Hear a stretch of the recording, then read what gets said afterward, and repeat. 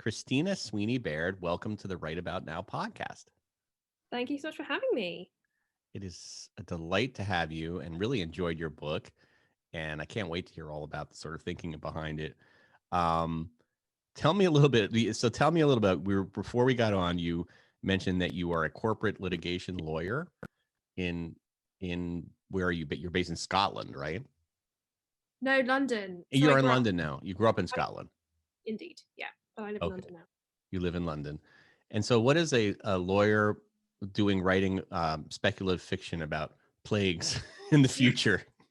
How did you get into that line of work?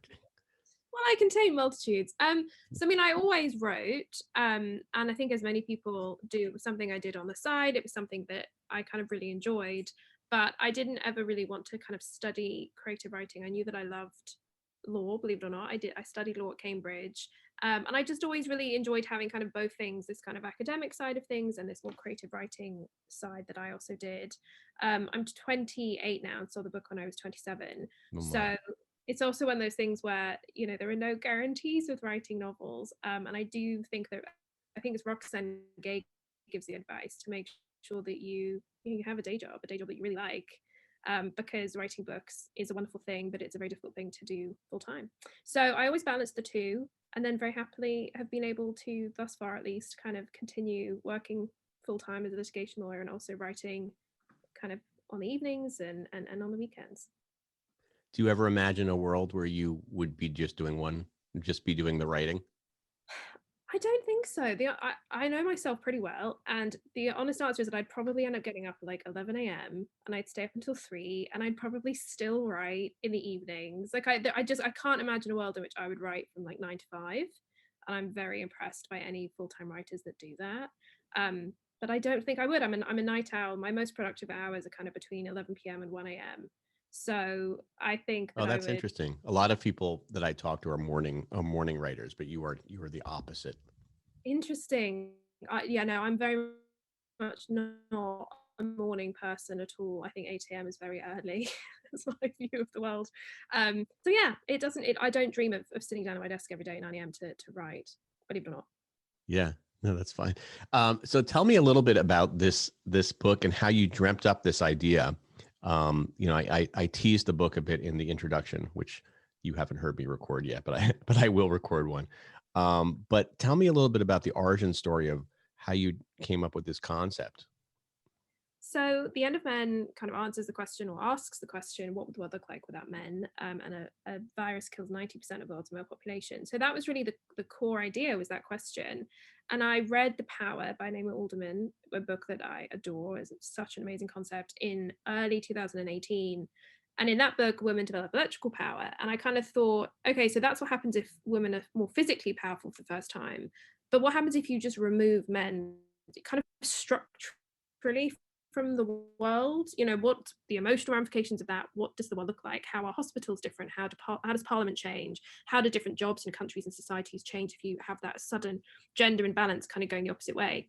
So that was the core question, and as soon as I thought about it, I thought, well, I want to read that book. And so then it was like, well, okay, I think I need to write that book, because it didn't exist the way that I wanted to read and write it.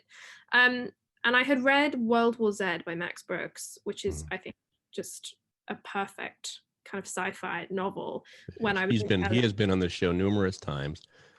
Yes, I love Max. Just that I love that book so much. It's a book I recommend to people all the time, because I read it when I think I was 21, and I really didn't read a lot of sci-fi, but I remember so clearly reading it in kind of one go and being unable to put it down, because it has this, I think, hyper realistic representation of something that is obviously incredibly unrealistic, this zombie war.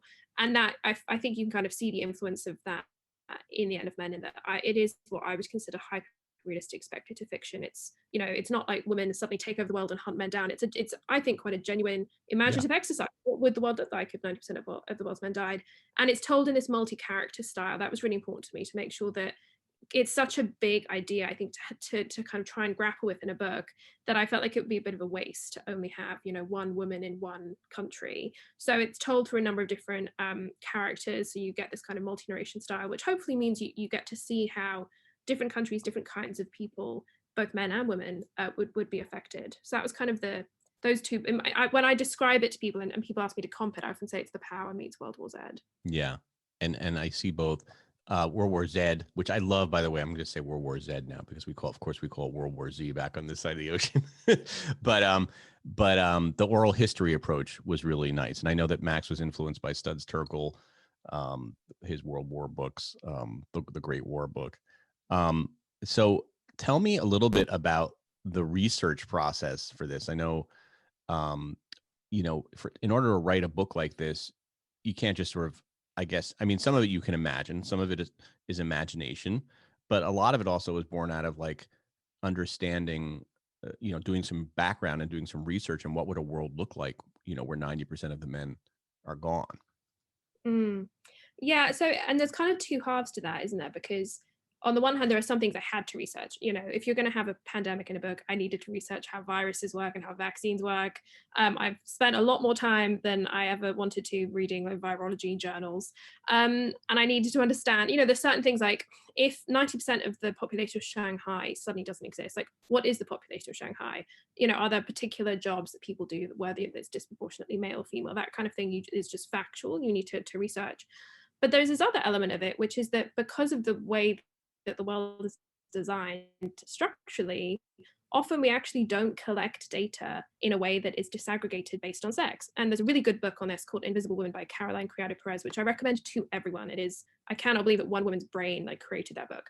And it's all about the data gap and how often we collect data about humans, and actually what we mean by that is we collect data about men, or by collecting data and not showing the data that's being collected for men and women, you kind of end up missing quite significant things, for example, when you're doing medical research. So one of the things about it was that a lot of it would have been really nice to have had research that was available to me to look at how the world would change. But often actually because of that data gap, I did just have to imagine it, and I had to just kind of, figure it out, because actually a lot of that information and research isn't done. So there was this, it was quite odd actually in the course of writing the book. I read Invisible Women. It was kind of in the UK released around the same time that I was writing, and it was being talked quite rightly about everyone. And that was quite odd actually, going, oh, hang on, this explains why I'm not finding a lot of this information that I'm looking for, and I'm having to basically make it up because the data's not there. But I do also say to people on a practical note that I think it's Anne Patchett that says that you shouldn't delay writing to research, because you can just procrastinate and research your way into oblivion. So I did get started writing pretty quickly, and I treated it much more as an imaginative exercise, and then filled in gaps basically as I went along. And I still write speculative fiction. I've just finished my second draft of my second book, which is also speculative. And I've taken the same approach, where I think that, there's so much research you could do, but you do need to get started with the book and then figure out how to fill in the blanks, as opposed to being like, right, I'm going to research for 3 months. Because I think if you can easily procrastinate away if you do that. Yeah, that is such good advice. And I know in talking, not to make this all about Max, but in talking to Max, I know that he leaves these spaces in between where it's like, need to research this, but he just keeps writing it, right? Like the first draft.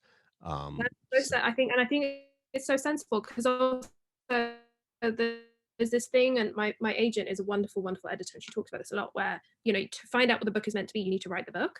And like, I'm not a planner at all. I'd love to be, but I'm not. And part of it, I think, is that, you could research for 3 months and think that you were going to need all of these things for the book you thought you were going to write. But then you actually don't know what the book is going to be, right? Until it's on the page and you're kind of going through the process, which does mean you can then be much more focused about it. So as you started imagining this world where the men are slowly, and actually not so slowly, dying off, what were some of the first kind of immediate things that change in the world that become very apparent? Aside from people catcalling, stop people, no more catcalling from the corner. Yeah, a little bit less of that. So, I mean, that's a really good question. And from the start, the first chapter of the book is called Before, and that's basically the last insight you have into, what the world looks like before everything changes. But then the first actual chapter where you see what's happening is patient zero turning up at the hospital. So the first thing really for me was hospitals. What happens if you have a virus that is only affecting men and it's killing them pretty quickly? So you suddenly you have medical staff, right? So men are either sick or worried about getting sick, or, might kind of give the virus to other people if they're at work. You have men turning up though at hospital who are incredibly unwell. Which, by the way, is very unusual. Aside from being unwell, but men actually going to the doctor. I bet your research showed you that a lot of men don't like to go to the doctor.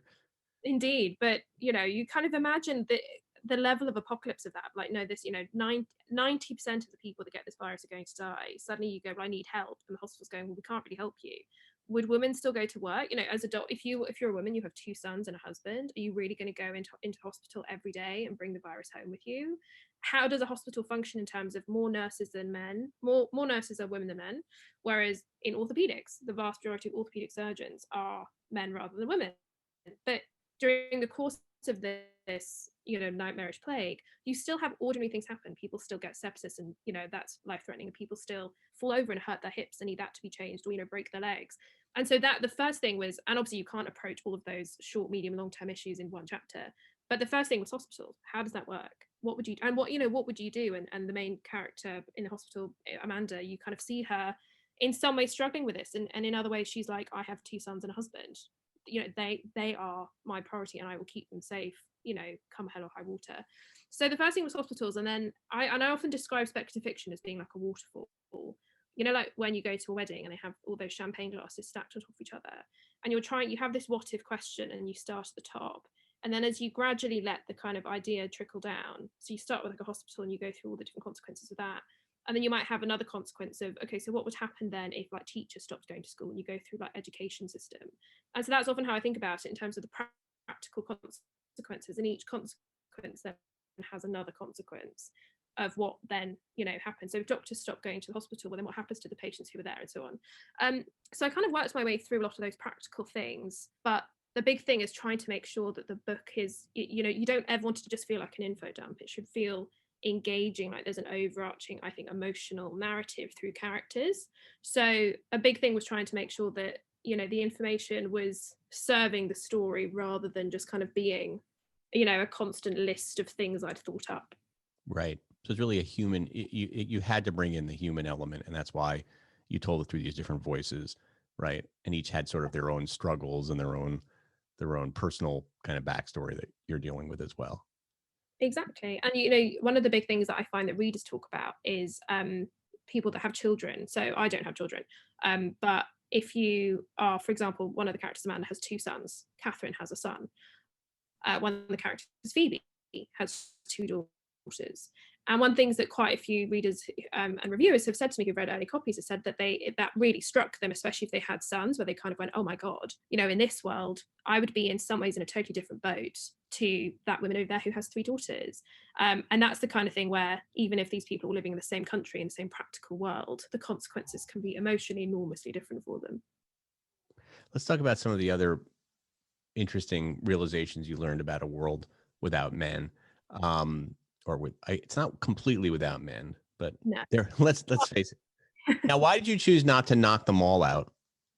Because it was more interesting. So, I mean, part of it is that if every single man, on the planet died, well, humanity would end within a generation or 2. So, I mean, that was partly it, is that is fundamentally a much more hopeless world, which I think is in many ways less interesting. And then also I think it actually also makes for higher stakes, Higher stakes, yeah. when you're reading, there is a possibility, right? Not everyone is going to die, so who is going to survive? And then also the emotional impact. And there are some of the characters, and some of the characters' voices are men. What is it like to be one of suddenly a kind of hyper minority when you had previously been half the population? What's that like if you're 15, for example, and this, if you were 15 years old in 2025, and then suddenly you are one of 10% of the remaining male population, and in school there's only 2 other boys in your class, for example, and all the teachers are women. How does that feel? And how's it different if you're 65 years old and you've lived your entire life, and now this is the change you're experiencing? So it was partly, I think, that it was emotionally more gripping, and also just made for a more interesting and ultimately hopeful story as well, I think. One of the things we have to bring up is that, of course, the book comes out, or you finish the book, and then COVID-19 happens. Now, you didn't write this book during the pandemic, right? You were completely done with the writing process after COVID came after. Indeed, yeah. So I finished a rewrite for my agent in December 2019, and then my publishers bought the book in January 2020. So the book was done, it was off, HarperCollins had bought it, and then and then a pandemic happened, which is obviously not something I expected and is just completely surreal. But I mean, thank God I had written it before. I don't know how you could keep a fictional pandemic in the kind of parallel fictional universe it needs to be in. You know, if you were living through it, even like editing it was kind of a bit odd because you go through and we tried to really not change much. We just tried to be like, right, it's its own, you know, it's this own fictional world. For example, there's no mention of COVID in the book. I just kind of act as if it's its own world and you start 2025 and COVID never happened. But yeah, thank God I had finished it. So were you editing it though during, no, so I the can't book, imagine if I yeah. heard it. Were you editing it during COVID, or you were done even with rewrites and stuff at that point, right?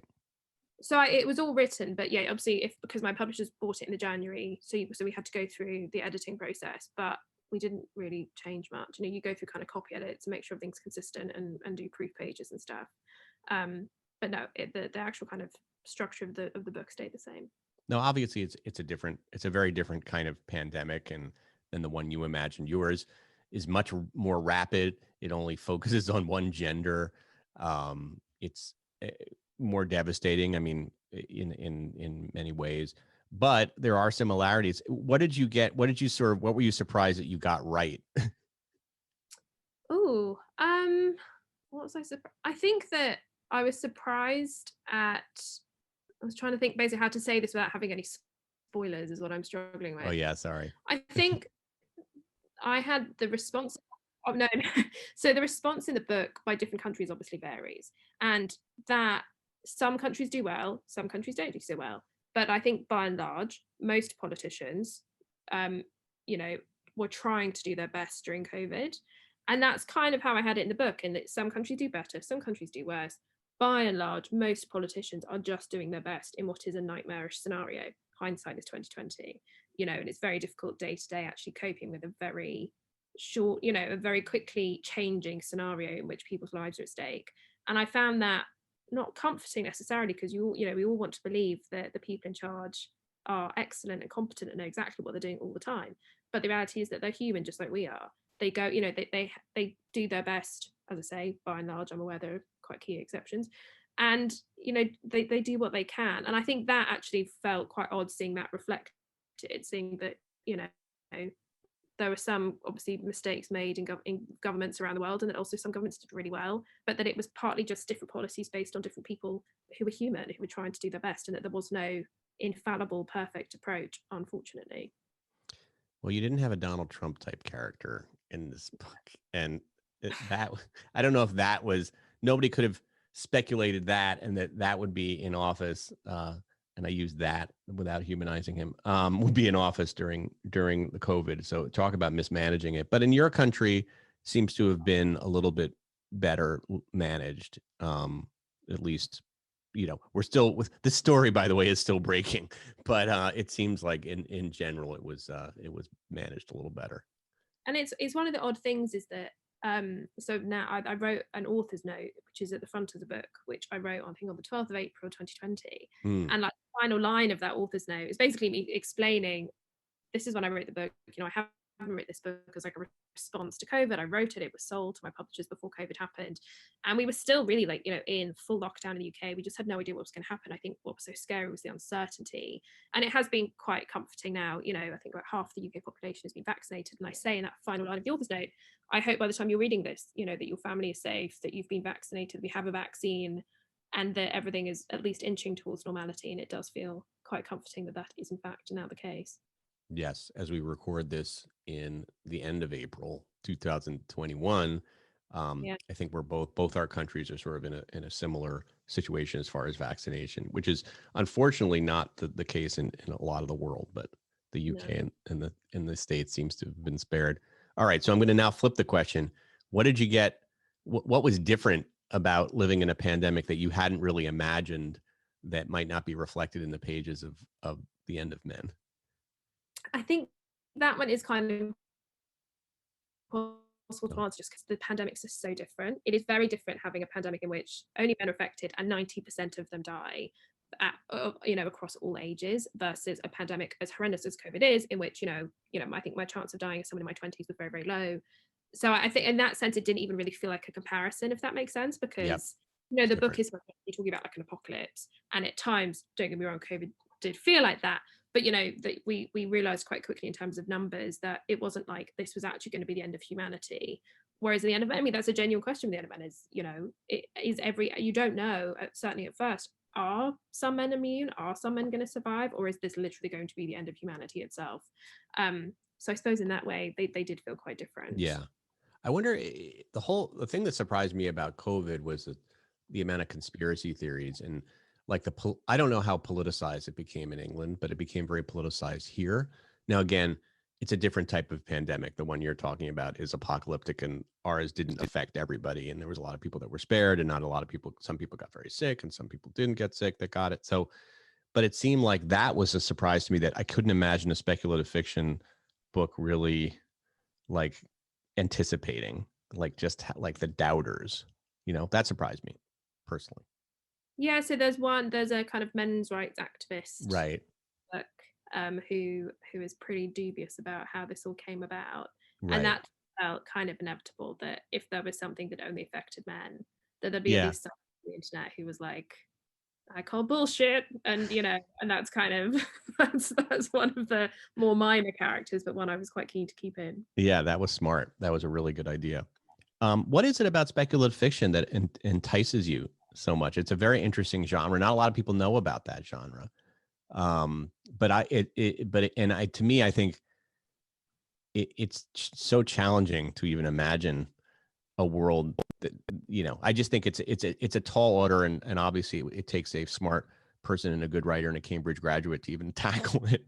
But tell me a little bit about what it was, about speculative fiction that attracts you.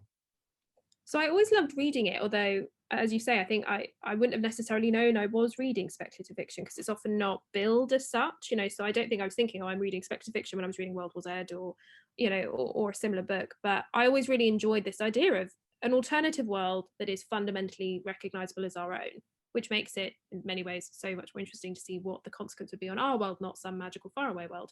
Don't get me wrong, I read a lot of fantasy and love that as well. But there's something quite particular for me, at least, about, what if this happened to me and my family? What's this idea? And then for me, it was really the idea that was the kind of reason why I started writing it. I hadn't ever tried to write speculative fiction before. I wrote a historical novel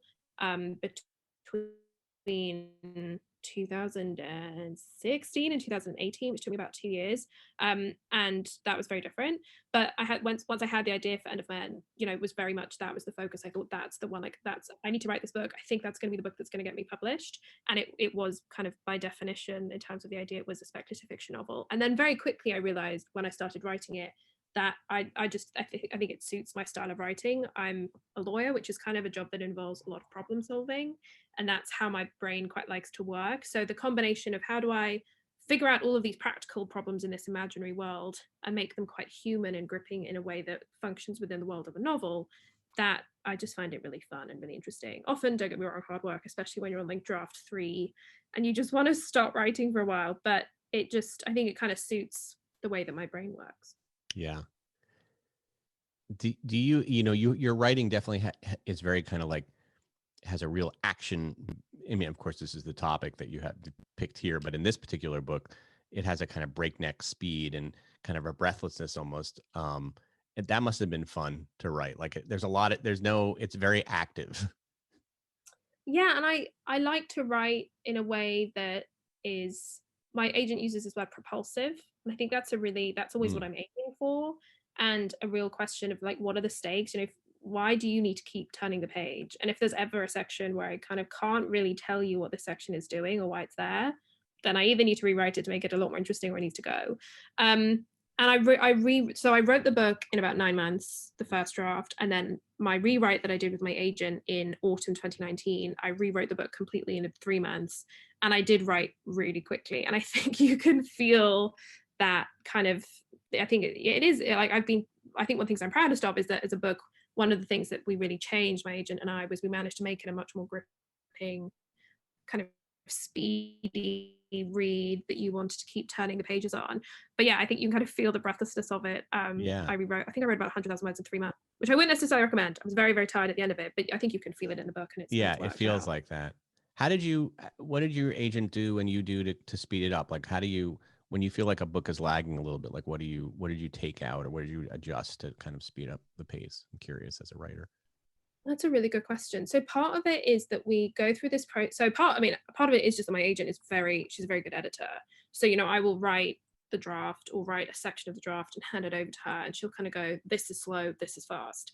And, and a big thing is memory, like to the extent that once she's read, 100,000 words, if she can really remember certain sections that really stand out to her, that's a good sign.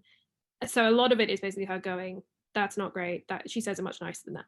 But her going, we don't need that. We don't need that. How do we do that in a much more interesting way? And then often we think about kind of a visual scene. So a big thing with End of Men, especially in the middle to the end, when you start getting into the slightly longer term, what are the longer term, but now like 4 or 5 years into the pandemic, how do you start exploring these societal cultural issues in a way that still feels engaging and isn't just telling you stuff that's happening? And so we often try and think of like a visual scene, for example, like literally a visual that is engaging, a kind of cinematic in a way, and then build a 2,000 word chapter around that. Also short chapters, I think that's something that I always say to people, if in doubt, if you have a 4,000 word chapter, that's pretty hefty.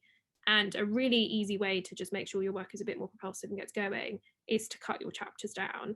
And I cannot be the only person who sometimes reads a book and it feels like it's quite hard going. And you start looking how many pages till the end of the chapter. That's a very bad sign. So I always say to people, if you're doing long chapters, you need to really justify that. And if in doubt, cut them down. All right. You mentioned that is it a big secret, your next book? Because you mentioned you're working on another speculative fiction book. So I'm generally a bit like, I'm quite weird about not talking about the topic of, or like what a book is about till it's done. And I was the same with End of Man. I literally only 3 people in my life knew that I wrote at all until End of Man was pretty kind of near to me signing with an agent. So I am just, I think, oddly secretive about it, and I hold my hands up to that. So it is speculative, and it also has kind of a what if question that I think is an interesting one, especially for women. And it's vaguely dystopian, but again, it's hyper realistic. It's, I don't think I'm ever going to be someone who writes a book about kind of horrible people taking over the world. I prefer to look at something maybe very challenging that humanity then needs to deal with as well as it can. And it's kind of, again, thriller meets societal issues. I'm being very vague. I'm sorry. No, it's okay. I've already completely figured it out, and I'm gonna. You're like, I know. Don't worry about it. I know exactly what it is. I can write it down myself. Yeah, exactly. So I think people should know, though, like, what is the, everybody's going to have their own conclusions from the End of Men, and have their own takeaways. But what were you kind of hoping? This is not an anti-man. I mean, people might just see this on the bookshelf and think, oh, this is going to be like another kind of like fantasy of like, men not being on this planet anymore, as sort of like a reverse of Handmaid's Tale or something like that, and a kind of a Me Too manifesto of revenge. I don't know, whatever that you're going to go, just in where the culture is right now. Because rightly or wrongly, men are, these days, if not, especially men like me, or white men, have not been particularly looked upon favorably these days, and for good reason in many cases.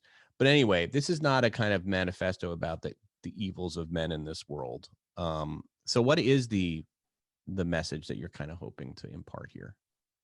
I think if there is a message, and I think it's worth flagging that, to me, first and foremost, I hope it's a good novel. Like, I didn't write it to be on a soapbox, if that makes sense. Like, it's not written as a manifesto. It is written to be a gripping kind of speculative thriller that has really interesting ideas at the heart of it. I think if you do end the book with ideas, I think part of it is the importance of men and women. As I said, I have not had one single accusation of misandry, which I think makes sense, because one of the key things of the book is how much loss there would be if 90% of those men did die. The enormous emotional ramifications of that, and the importance of men and women coexisting and both existing. But inevitably, it's kind of a show don't tell, right? In terms of, by showing you what the world looks like when 90% of the world's men die quite quickly, you can see structurally some of the unfairness that is built in, that's kind of baked into the system. And so I think it would be a rare person who maybe would finish the book and go, yes, it completely makes sense that the world is built the way it is. Absolutely nothing needs to change, and I think that you can see through that fictional speculative world For example, the benefits of men and women being in politics, and having kind of equality in various guises within society in a structural way. Yeah. Have you ever thought about the flip, like the end of women? Not writing it, but did you ever think about in your head a book that might imagine if it was reversed? I honestly didn't, and I think partly because so quickly, when you think about it, not as much would change, and that's why I think Hmm. the end of men is the interesting one, because if you have parliament, if 2/3 of a country's political system is filled with men, well, then it's not that much of a change, is it? If the minority of people, that so much less changes basically if women are the ones who die, in terms of structurally who is still there and in power. Obviously, I'm disregarding there the kind of enormous issue you have in terms of, again, emotionally what would happen in people's families, and that amount of loss, and how you would continue with the population as you do in End of Men. That's a serious question. But in terms of the proportions of people in power, the world would change less, Yeah. and so it's not as good a It's definitely what not if. as good a setup. Although I don't think it would be like a 30-page book, because I honestly think that men would just kill each other. They would just It was blow up the world. Yeah, it would just disaster. be like it was a disaster. It became like a Mad Max world, and then all men killed each other. I might try a short story, see if I can get 3,000 words out of it. Yeah, I think good 3,000 word. Doesn't The ending is not that exciting. Do you have any concern? So now that it's coming out, how is it selling? Is it? I mean, look, Well, there's always going to be an audience. Sorry. it's not out yet, so it Oh, it comes isn't out. out yet. Okay, so let's take that question back. So, when is it going to be released? So it's out in the US and Canada on the 27th of April, and the UK on the 29th of April. That's really exciting. Are you gonna? How are you So going to? soon. Yeah. How are you going to? Are you, what do you plan on doing when it comes out? Are you planning on sort of going to the bookstore and seeing it there on the shelf? And I am. So I'm going to a bookstore in the UK called Goldsboro Books, which specializes in signed first editions, and I'm signing 100 books for them, which is very exciting. And then I am planning to go. I've got a few other bookshop visits planned, and we actually in the UK, bookshops are only allowed to open on the 12th of April, and in Scotland, bookshops are only opening on, I think, the 26th of April. So it's still really, really exciting to be able to go into a bookshop at all. They've been closed for over 4 months, or nearly 4 months. So yeah, lots of bookshop visits and some online events, and I'm having a lovely lunch with my editor and my agent, which is particularly lovely because even though the book sold to my editor in January 2020, we had a lunch in the diary that then was cancelled in like mid-March, just as yeah, right, the of course. world was shutting down. So we've never actually been able to kind of raise a glass to the book. So And just, I know it's not out in the world yet, but have you gotten a great feeling from people who have read it, in terms of like, is there an appetite, after enduring a pandemic for a year, is there still an appetite? And again, it's a very incredibly different, there's really no similarity other than the fact they're both pandemics. But is there still is an appetite to read, like, what would be if it was even worse than what we just went through? You get that sense? I mean, I've had, it's one of those things that's difficult, isn't it? In terms of numbers from things like NetGalley and Goodreads, that's those indicators have been good. But I think one of the most important things has been that there's two things. One is that I suppose the gender aspect of the book is in many ways much more important than the pandemic aspect of it. It's not just a pandemic book. Right, The whole exactly. is exactly to explore what the world looked like without men, and so the interest of that topic has remained. Um, the world very different in 2021 than it was in 2019. I think you But then broke up also, I there. think The that there's a impact. different thing which I had not expected, which is that.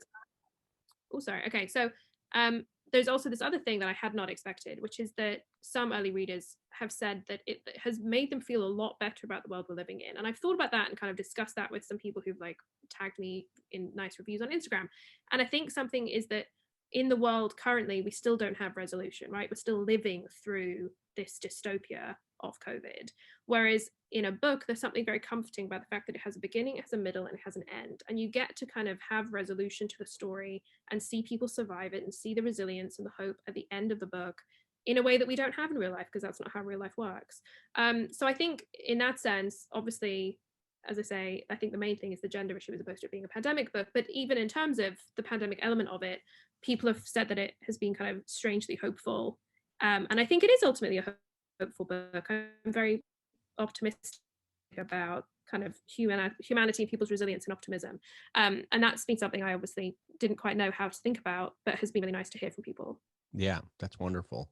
All right. In closing here, advice that you would give to writers maybe starting their own book, who, just either are excited to start a book or are struggling in the hell of being in the middle of writing a book and being like, why did I do this to my life? And I want to kill myself. So what advice would you give? I love your advice about shortening chapters. I love like sort of hacks in some way that kind of might help people, just kind of get through it. So there's a few things. I think one thing is to not let anyone gatekeep. I think that's really important. I've never done any creative writing training. I didn't tell anyone apart from like my two best friends and my mum that I wrote. And I think sometimes on Twitter I see people talk about writing as if it's, neurosurgery. Writing is a craft and it takes talent a little bit, a lot of work and experience, and you get better with time as you do with all things. But don't let anyone put you off and make you feel like you can't write because you haven't been doing it for 10 years or because you haven't done some kind of creative writing course. Fundamentally, what makes a writer is sitting down and writing. The thing that makes you able to publish a book is the first step, writing a book. So I think emotionally focus on the work you're doing. Don't get distracted by noise and believe in yourself, as Pollyannish as that sounds. And then practically, in terms of writing a book, I work full time, as most authors do, I might add, in terms of, certainly the beginning. It's a rare person who's just sitting there with 40 funded hours a week to write. Right. So you need to figure out a way to write consistently, to figure out a way to keep the momentum up. As I say, I'm not a morning person, so I use writing trackers. I track my word count on a note on my phone, and I track my daily writing. I try and write 1,000 words a day. I used to do 500 words a day, but I'm now slightly more intense about things that have more deadlines and that kind of thing. But figure out a workable number for you and do that. And I think try and be consistent. It's very difficult to write a novel if you're dipping in and out of it twice a week. I think you're better to do 500 words a day than sit down for 4 hours and write 3,000 words once a fortnight. So figure out consistency. And then in terms of the practicality of it, I think expect to do several drafts. I would love to think, every time I do a first draft, I think this one's going to be different. I'm like, this draft is going to be the magical first draft and it's going to be a perfect book every time. And I think you have to delude yourself into thinking that to do the work and to keep going, because there is always a point halfway through draft where you just think, no one has ever written a worse book. I literally, like, the fact that I'm even allowed to own a laptop is slightly outrageous. And so in order to, to delude yourself into getting to the end of it, I think you have to be like, this draft is perfect. As you can probably tell, I do not use the term trash draft. I would never get anything done if I thought what I was writing was rubbish. Mm-hmm. But you just have to redraft and redraft. Every book so End of Men went through a brutal rewrite where we lost about 90% of it and it just got rewritten. But I've written 2 drafts of 2 different books over the last year and a bit. They will probably each have another draft. And I'm very lucky to obviously work with an agent now, but no matter who, whether someone is at the beginning of their writing career or has been writing, for a decade and has published many novels, generally you're looking at, I think, 2 to 4 drafts, proper drafts, or you start doing those kind of light to medium edits. So just accept that that's going to happen. Try and force yourself to do it yourself. When you don't have an agent, it's actually really tough. You have to try and somehow assess your work and make it as good as it can be without a professional. If you can get things like beta readers and friends to help, that's great. But make sure that you understand that it's not that you're a bad writer. It's that a necessary part of the process is drafting and redrafting and chucking stuff out. That's okay. That's just try to get it right on the first draft, and it's never going to happen. It's never, and you got to give it a go. But just kind of keep on. And the thing I always told myself was that, the first step to being a published author was writing a book. And if you didn't finish a manuscript, well, it was never going to happen. But once you do have a finished manuscript, you kind of open a whole door to this potential career. So keep going. That's my advice. Well, I'm just really curious. And you said 90% had to be, once you agent got a hold of it, 90% had to be rewritten. What was the fundamental? I mean, there's a million things that probably needed to be fixed, but you mentioned the shortness of the chapters and kind of keeping it moving, et cetera. But were there just, did you even have to scrap the whole approach? Like, you had always started it, right, as a kind of an oral history approach, right? First person. Yes, and I had taken that too far. So in the Mm. first draft, we had about 40 perspectives. Oh, wow. So and no character came back more than once. So it was essentially an exercise in world building, and it was very interesting for me to write because I got to think about all these different places, and but it was way too broad, and it meant that you didn't follow any one character more than Yeah. once. So Catherine, who is in many ways the heart of the story, she's got a husband and a young son in London. She's an anthropologist, and she kind of tells the story of the plague, or is trying to. She is an invention of that rewrite. She didn't exist in the first draft. So the really big thing was, okay, the story of how the plague spreads across the world stays the same. And people like Amanda McLean, who treats patient zero, Lisa Michael, who's a virologist, they were in that first draft, but you only saw them for 2,500 words. So the second, that rewrite was, we really did chuck out, most of the words, even though the story had been told, to then retell the story through, 5 or 6 key characters. So it really was, when I say rewrite, it really was, it didn't feel like writing the book from scratch, only insofar as I'd already figured out how the pandemic was going to function, and some of those characters already existed. But yeah, I think not much of it survived. Well, that's But so it's a much better interesting. book for it. Yeah. Yeah. Well, it's a great book. The End of Men. Go get it. Men and women will both enjoy this book. I really did. And Christina, thank you so much for taking the time to talk to us.